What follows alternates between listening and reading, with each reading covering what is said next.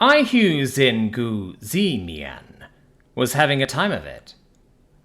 She was in her personal study in her estate on the forge, and was wearing a light, airy blue toga in the warm and slightly humid office. Expertly twirling a heavy, decorative, void-forged coin in between her fingers, as she lazily spun in her quite comfortable office chair, she thought on her calculated risk, and how it had gone so very wrong.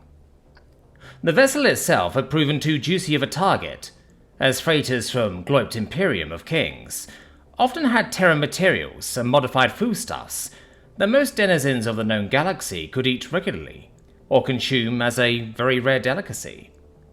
Either would fetch a high price. Her intelligence on the Gloipti merchant vessel Revenger Stellare had not been as accurate as she had been led to believe. That particular informant of hers was being disciplined by the survivors of that pirate raid at the moment, and he would recover eventually. The damned Revenger had enlisted a specialized anti-boarding team, one composed entirely of utterly unhinged Terrans. They also used guided tactical nuclear missiles, launched from inside the freighter corridors. Tossing the coin into the air instead of twirling it, she caught it expertly, and stopped spinning in her chair. Of the 5 ships she had sent after the Revenger, thinking it would be enough, only 2 came back. The reports of the crew that returned stated that 2 ships had been rendered inoperable by organic beings via total radiation inundation from electronic and AI warfare, while the 3rd had been outright destroyed by 2 direct hits from the Revenger's positron beam cannon. The accursed weapon had been charged and primed for firing even before the engagement began. Having around in the chamber, so to speak, for a long period of time put incredible strain on the capacitor systems. The ability and trust in the crew responsible for managing all the needed systems and subsystems for such a feat was not easily earned. At least the captain of that blasted freighter had been amicable to a point. He had said to her remaining fleeing crew that the 3 ships were worth the hassle of engagement, and that he would not let system enforcement have access to the navigational data. In this instance, she knew Wunsch was telling the truth, as Gloipti did not like Wokru in general, since their favourite foodstuff, a sweet and spicy pickled giant snail, was outright banned. Not that it stopped them from shipping them en masse. Sighing again and rubbing the bunched up skin on her bulbous head, to help ease her growing frustration, she turned her inner thoughts towards a certain Terran. Selena Thomas refused to simply die or be captured, as she was supposed to, and the loss of Dinika had hindered her intelligence gathering on the ring greatly. While replacing the Tezot would be problematic, it could be done. However, it was after the deaths of Trekshi Viklid and his partner, Soxero Galcharuk, 2 very skilled contractors, she had no choice but to up the bounty to a near-legendary payout. The price for Selena Rose Thomas was now a monumental 2.5 million credits. Credits that could be put to better use, especially after the loss against the Revenger. Haliu Zin was reluctant to raise the bounty higher. Currency could only do so much by itself.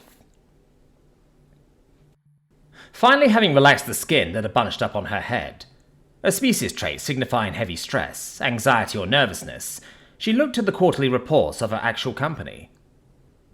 Everything was going well on that front. Better, actually. Even after accounting for environmentally caused setbacks in building another mine on the frozen planetoid surface, and paying for a mass recruitment drive as well as medical and legal litigation for accidental workplace deaths, profit had increased significantly, as her company had been requested to provide armor for Wokru System Planetary Enforcement's newly minted Spaceborne Anti-Pirating Division. Not that it would really matter in the grand scheme of things. She and Director Tumvuv already had plans in motion that would leave them both with more profit as well as appropriate scapegoats to take the blame from her continued pirating. The merchant was proving quite troublesome to remove, as he somehow had many friends in low places and few up on high. Workers and rank and file mostly, people of no particular importance, and a single particularly old and rather influential senator. What was exceedingly worrisome was the rumours that he had his own narcotics labs taken down without any real conflict, with help from one of his more trusted lieutenants. This was a rumour she actually trusted, and helped solidify the fact that Selena Thomas was actually working for Giok. There was no way Wuku could have done what he did without Selena meddling with the programming on the man's legs. She almost had one of Giok's men, one that handled logistical issues and metanational syndicate trade operations. That man had been killed, swiftly and with little fuss. "What kind of game are you playing, merchant?" Haliu Gu Ximian found herself musing aloud, as she stared blankly at the tablet in her hand. Soft white noise usually permeated Hal's living room. At least it has since he has set up advanced counter-espionage privacy screens all throughout his home. They served to not only prevent eavesdropping, but also prevented digitally enhanced surveillance, as well as obfuscating most long-range weaponry. With so many of them needed, he had to have them wired directly into his home's electrical system, which he had done himself. It was a barely passable job that involved multiple shocks, and he still had numbness in the smallest digit of his left hand. It was probably a permanent injury, but at least it still had full range of motion. The backup power systems were simply high-capacity power cells, rather than true microreactors, since needing so many of them was far too costly, even with his hefty salary. It was the lack of background noise and utter silence that prompted Hal to wake up from unintentionally nodding off at his living room table. There was a reason why Haliu Dest Sequi had been promoted to the role of Planetary Enforcement Director, and still personally led syndicate raids. The intensive training he had to go through made itself known, as he threw himself to the side even while more asleep than awake. Just as he moved, a split second, less than that even, he heard glass shatter and the buzz of a high-velocity slug whiz past his left ear. Fully awake and alert, he assessed his situation as he moved away from where he landed with a hard thud. Grabbing the gauze pistol from the table and staying low to the floor, he kept moving. Crouching low and avoiding the windows, he made his way to the attached garage and snatched up the prepared duffel bag. As he moved, he did not hear any more missed shots, which told him there was enough material between him and the sniper to prevent a hit, even with all sorts of add-ons to the weapon. Experience and a chance glance out of a window told him that power to the whole community had to be out, rather than just his home, and that a team would be coming after him to finish the job. "It's not paranoia if they're really out to get you," Hal said quietly to himself with dark mirth, as he tossed the go bag into the front seat of his personal hovercar. It was a modified two-seater retro sports model, a Narcos Renegade, and Hal could not help but to admire it. It had been his proclamation renewal gift from his husband, many solar rotations ago, and he had modified it slowly since then. The machine was a beautiful glossy red that faded to black along the edging. The rounded boat-like front, as well as all of the edging lines, was a well-polished ultra-reflective chromium alloy. The transparent aluminium windshield and viewports were military-grade, and capable of enduring a few hits from a Class 3 weapon, and could ignore personal small arms fire for quite some time, slug throwers included. Built-in structural support fields protected vital components, without adding any true weight. The front and rear anti-gravity actuators jutted from the sides a little bit, in a slight downward angle, and were an oblong oval shape. The grille, cooling vents and access paneling were a glossy black chromium alloy. As a retro vehicle, the main portion of the machinery that ran the craft was located in the back, along with the oversized propulsion system. Everything was visible, protected by more high-quality transparent aluminium, as had been the style many decacycles ago. Fully powering up the machine from its standby state, he let all the components run for a moment to properly warm up, while at the same time he impatiently pushed the automatic garage door remote that was clipped onto the driver's side visor. The door was slow to roll up, as it was heavy from being reinforced steel for security reasons, and relied on a backup high-capacity power cell, which was almost inadequate. With an attack on his private residence like this, Hal knew there would be some sort of enemy presence in the gated community he lived in. While his renegade warmed up, he thought about where to go, and immediately crossed off enforcement headquarters as a potential safe place. He had to know who was after him first: Syndicate or compromised enforcement agents. He hoped they were Syndicate. Leaving the alternative thought alone for the moment, he checked the readouts on the displays one last time. Accelerating hard out of the garage, a few scant inches above the bare cement floor, he reached the roof of his hovercar in his haste, scraping metal announcing his exit loudly. The sight of the upper-class neighborhood told him everything he needed to know. Everyone was without power, so it had to have been a coordinated operation. Slamming the accelerator down hard, redlining the hefty engine, he sped off into the sky. Gambling on stealth, he did not have his navigation lights online and was piloting blind, in a manner of speaking, as other instruments were available. Flicking on the enforcement scanner into passive mode, he listened only to silence. Not even static was emanating from the machine that had access to specialized and encrypted communication frequencies. "Fuck," Hal said in a resigned growl, having trouble with the foreign Terran expletive. His high-end rear-view display showed him 2 vehicles were speeding after him. The multispectral instruments that had been secretly and illegally installed peeled away the heavily tinted transparent aluminium of the pursuing vehicles, the smart program compiling the data together, revealing the occupants within. Occupants he recognized. Fuck! Rutak Daenerys of Clan Rolfith was kneeling with his long tail wrapped around him on a custom synthetic fiber, rectangular rug that had the look of being newly purchased. His clan's emblem, motto and colours were the centerpiece and held 4 repeating shapes: a square, rhombus, triangle, and a circle, as embroidery along the edges. In front of him, on a small table, sat a small hologram projector, displaying a rather old and regal Daioshin male. A decorative incense burner, fashioned as a primeval jungle, had the heavy, heady smoke fall down from the top as though it were a waterfall, filled his studio apartment with an exotic and pleasant scent. An old book, one made of actual paper, was placed next to the holoprojector and open to a specific page. In his clawed hands he held 2 long and thin metal tins, one end in a ball and the other a hoop. While not exactly religious, he had taken up a more active role in one of his people's larger faiths after the events of First Contact Day. Looking at the open, well-worn pages, he nodded to himself and tapped the tines together with delicate intent. The harmonious and pleasant tones that they emitted were not quite right, but would do for his informal prayer of thanks. Moving the ringing tines in a slow and deliberate manner, he spoke aloud to the picture, his great-grandfather, dead for many decacycles now. "Grandfather of old, last remaining link to my ancestors, be my emissary and offer my prayers down to our kin."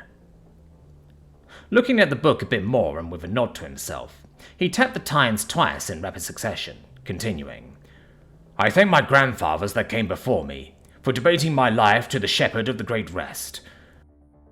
Without your aid, I will be amongst you, my life cut short and tasked to help those who still yet live." Waiting for the tines to cease their gentle tones, he then set them on the table in the center.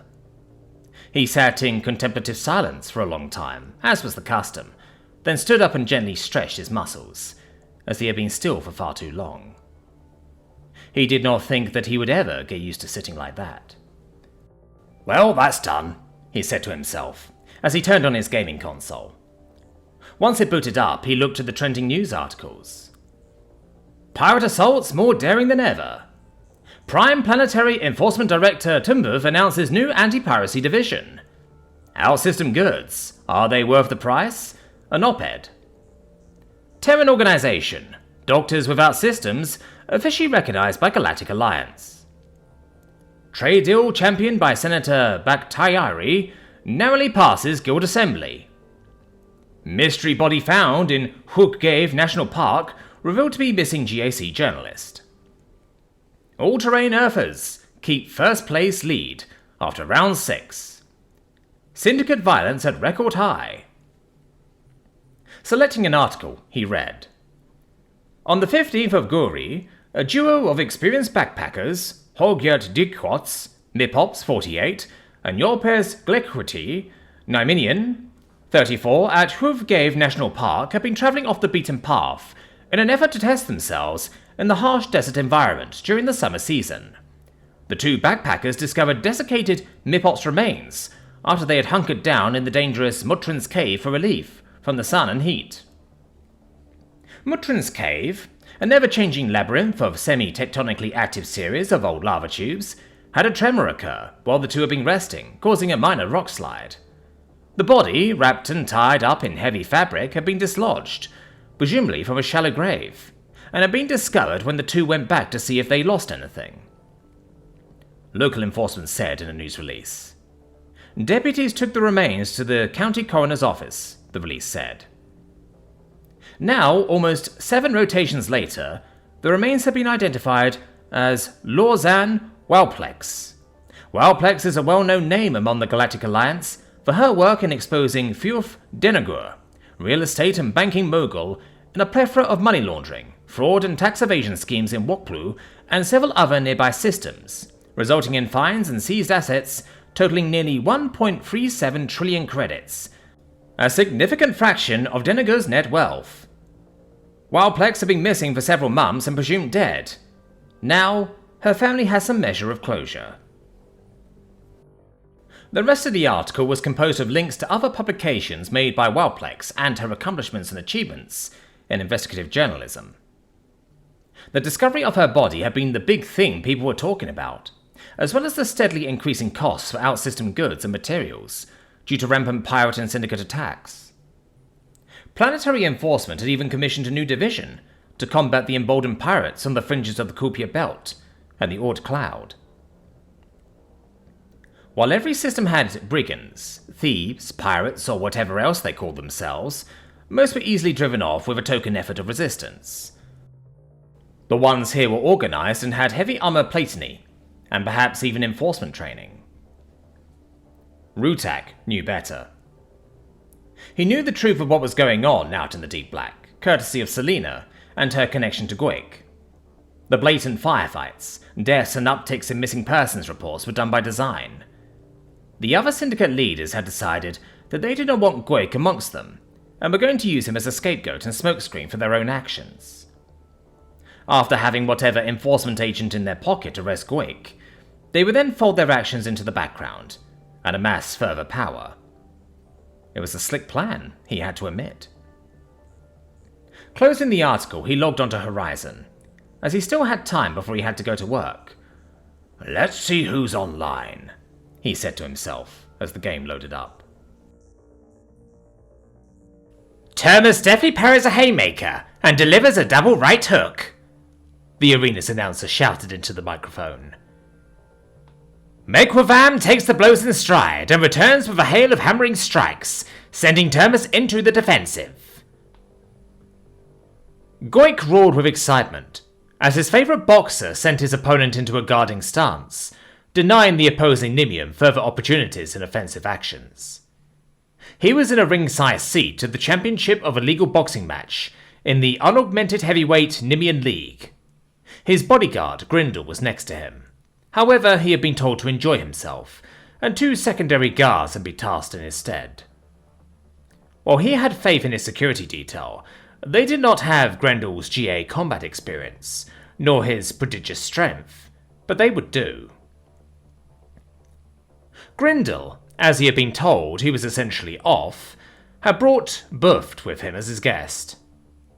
The two had been spending more and more time together, seemingly exploring a potential relationship together, beyond being more than just flings or friends with benefits. Currently, he was roaring with excitement as well, having favoured the same fighter as his boss. Even though he was off shift, technically speaking, he still had his pulse pistol and shield stick, but allowed himself to enjoy himself far more. Their arrangement was a strange one, and did not follow typical Wokpluian law. How could it even be considered typical when he was the personal bodyguard to a Big Five syndicate leader? Looking to Boft next to him, He smiled despite himself and knocked back the drink in his hand, ordering another one with the touchscreen built into the armrest of the comfortable chair he was in. Baft was wearing a beautiful natural silk red dress that they had picked out together at some high-end boutique he could not remember the name of, along with rather lacy lingerie and fancy underwear for himself. He was glad that they had been spending more time with one another, and that they were at least good friends. Perhaps fast approaching something more. Baft, sensing Grindle looking at her, turned to face him. She had done herself up for the occasion, and went all out, having gone to a professional salon. She was quite proud and pleased at how she turned out, making the dress she was wearing look like it had been designed just for her. It helped that she had taken to going to a gymnasium on the ring, spurred on by Grindle, and the results had toned and leaned her figure exquisitely.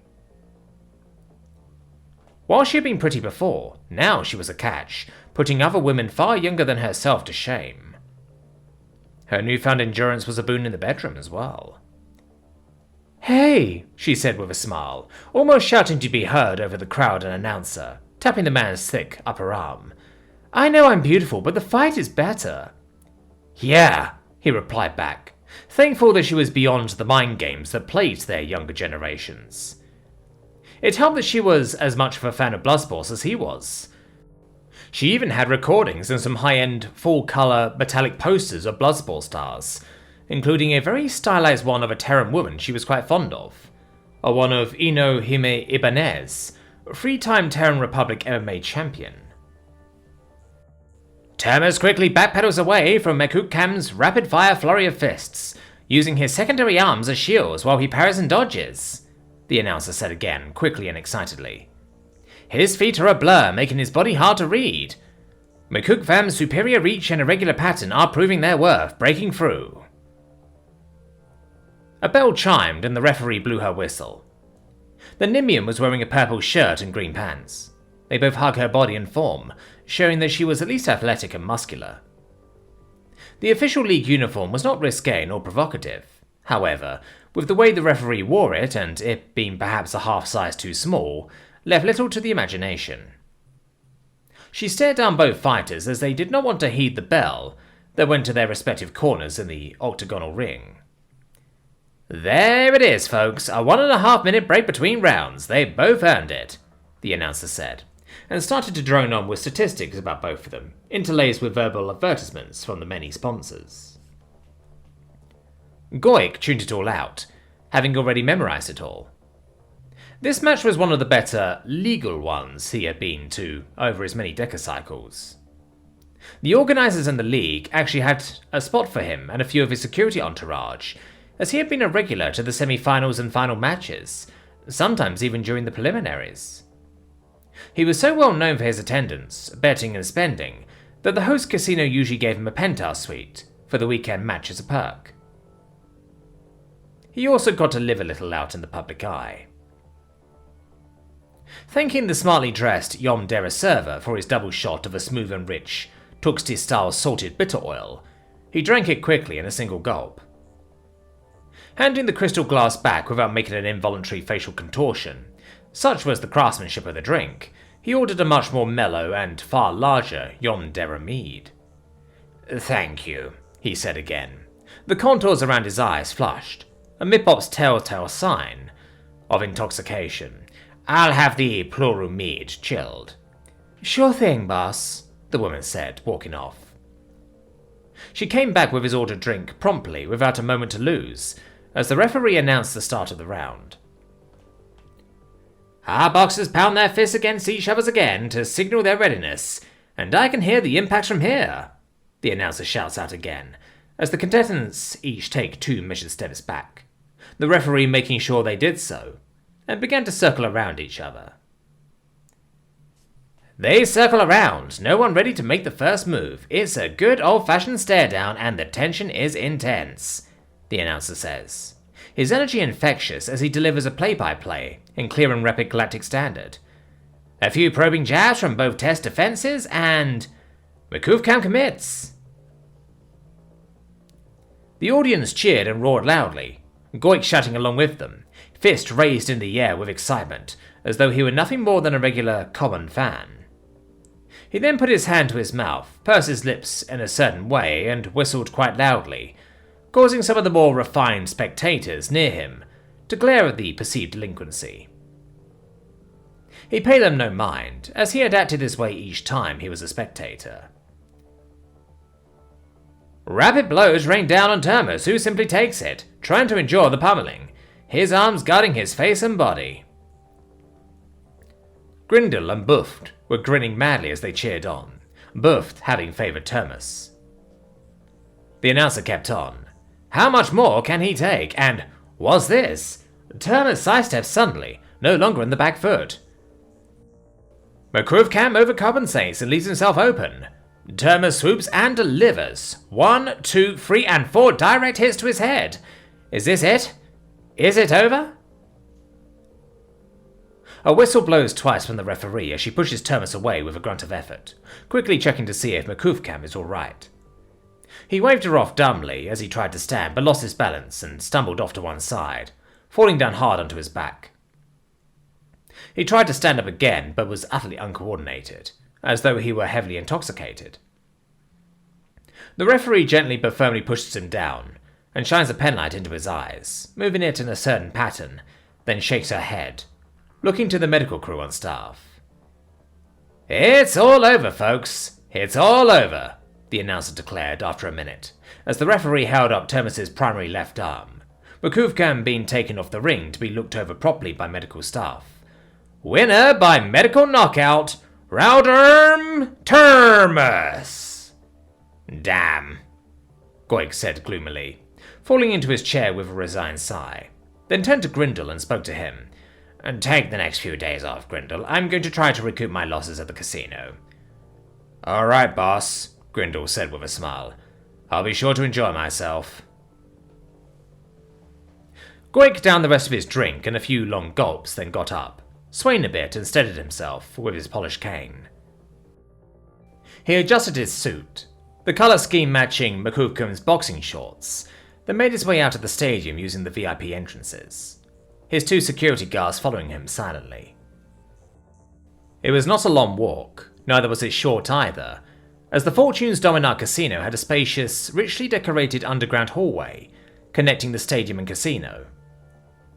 Once at the end of the hall, Giok entered the leftmost elevator and pressed number 28, taking him to the exclusive, higher-priced gambling tables. The wait as the elevator ascended was quite brief, and Giok found himself leaning upon his cane more than usual, even if the brisk walk helped sober him up a bit. As the elevator neared its destination, he found himself adjusting his suit again, then exited once the doors opened fully, still finding himself leaning on his cane. Finding that his favourite house dealer for his favourite game was on shift, he made his way to the Corworks table. Sitting down at one of the open stalls, he swiped a card on the reader in front of him. A credit balance appeared in front of him, as oddly shaped tokens of various precious metals automatically dispensed. Deal me a next hand, Giok said with a smile, as he placed 3 pyramidal rhodium tokens in front of him as a buy-in. His security retinue staying away from the game, but keeping a watch on things. You got it, boss, the game master, a slender Nimian male, replied with a smile and a flourish of the cards he was shuffling, putting on a bit of a show. The game of skill and chance progressed on. Similar to the Terran game of poker, but with 60 cards and a colour element, as well as a sweet one. The end result, when combined with Giok's rather intoxicated state, led to the man losing even more money, but with a grand time at doing so. Hours later, he found himself bemusing his fate at the bar, nibbling on a drizzled, but now Yale-honeyed crystal. One of his security guards tapped him on the shoulder and said to him, Sir, this Yomdera lady says she has something important to tell you. She says she can't disclose it with me and is very insistent. All right, let her come. I could use a distraction, Giok said, slurring a bit. With a nod to the woman, the guard stepped back a bit, letting the Yomdera speak with Giok. She bent in slowly and whispered to him, The Baron would like to see you. The VIP room, number 7. With an exaggerated sigh, Giok straightened up his suit, in so much as he could, and said to her, "Tell him I'll be there." She nodded and walked away as he turned to his guards and said, "Have the next few hours to enjoy, get a drink or two. I'll need to speak to someone privately. I'll be fine." Giok then walked where the Yonderer had gone off to, still leaning on his cane a bit, as he entered the VIP room. The Yonderer was waiting patiently at the door and nodded to him, her wide, sharp, and calculating eyes taking in everything. The Baron, Moog Haliu, was sitting at the center of the room at the table. A glass of some kind of lightly fizzing liquid, with a lot of foamy substance floating on top, was next to him on a coaster. The middle-aged Mipop's male was wearing a suit that was a dark colour, in the ultraviolet spectrum, whose hemwork was clashing with a tone in the infrared, and the buttons and cufflinks were made of a highly polished gypsum. "Just how quashed are you, old man?" Moog asked as Giok sat down opposite of him. "Sublimely quashed," Giok answered, then asked as he set his cane against the table with a little bit of difficulty, "This can't be why you wanted to talk." No, it's not," Moog replied, taking a drink from the glass in front of him and setting it down, the action seeming to cause more noise than it should have. He seemed to collect his thoughts and finally said, after a moment, "That was a slick move you pulled at the Guild Assembly. How did you know I was going to vote the way I did?" Giok grinned like a madman, his teeth almost visible, and answered, "I gambled on it." He adjusted his suit and continued, "More than that, I'll know you have some dealings with Terrans, and you disapprove of the other members' actions against me." "Very well," Moog replied, and put a briefcase onto the table that Giok never noticed when he walked into the room. He opened it with a slow and deliberate methodology, revealing the electronic device that was built into the briefcase. Inside was the pinnacle of counter-surveillance technology, painstakingly purpose-built by hand, with each component of each part rigorously tested. Flicking it on, the Galactic Alliance Council anti-espionage device turned on with an audible hum and a burst of static that clung to the skin. Moog steepled his fingers together as the device settled and all noise and static vanished, a feat that even planetary enforcement anti-espionage devices could not achieve. "It's not often that I get my hands dirty, and I know you owe the Terrans a great deal of money and favors," Moog stated plainly. "I also know that trade deal is only part of your repayments." The man paused for dramatic effect, then continued. "So what did you give those fucking spies?" "Well," Giok began worriedly. Selena made herself comfortable on one of the couches next to Bajores, her computers on a fold-up table she had brought with her, as she looked at the compiled data. Rather, a lack thereof.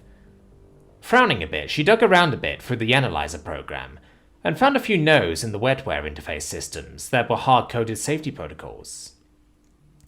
They did not seem to be damaged, and were the reason why Bajores did not fry himself or his prosthetics when he had flashed his components. She could work with that. Barely. Sighing and biting her bottom lip in quiet contemplation, she began to code commands into the flash modules. It was an ugly and clunky workaround, terribly inefficient, and would most likely be prone to crashing from mishandled data processing. It was slow, tedious work, and the prosthetic limbs had to be connected to the wetware for her to even try, much to her client's very loud disdain. After her work with the Tau V security penitentiary system, she was able to tune out the spoiled rich boy next to her. It was still very annoying. Ornok was looking around the estate, taking to his role as bodyguard with gusto. While he did not go into any rooms, he did explore the property in its entirety, and the only real points of concern he had, at least to what his limited knowledge could unveil, was the spacious and heavily foliaged backyard. The view was breathtaking, as a portion of the natural cliff face was part of the yard. It had been sectioned off in a tasteful manner, using logs in a style mirroring Waplu's Renaissance era. Further inspection proved that the logs were real hardwoods, and had to have cost a large sum. The foliage in this part of the backyard was mostly small, flowering shrubs that could endure the salty ocean air, perhaps with some additional help. A private gazebo had also been set up, and a stone path led back into the denser foliage. Though the log wall was short, he could not just step over it, and had to hop onto it to haul himself to the other side. 3 feet or so of loose sandstone, random tree roots, grass and sand was the only thing that separated him from the sheer drop below. From this height, if he fell into the water below, he had to do it right if he wanted to even have a chance at survival. Backing away slowly, still admiring the bird's eye view of the ocean below, he made his way back over the wall and towards the front of the property. His modified pulse pistol was powered on, and in standby mode in his holster. Inside the lavish estate, Nuo stayed near Selena, his role already having been established in a game of claw, tail, tooth against Ornog. After inspecting the shiniest and biggest vid screen he had the pleasure of looking at, he looked to see what other shiny things were visible. There had been a headset and self-conforming body weave suit for full VR applications, hanging on a specialized rack, a next-generation console, one that was surpassing the Phalanx Legionnaire series, an obelisk too. Other knickknacks and holo pictures were displayed on the entertainment center, however those were not nearly as interesting. After looking at everything, Nuo sat down and started a game on his phone. He had been doing well in Carnage cards.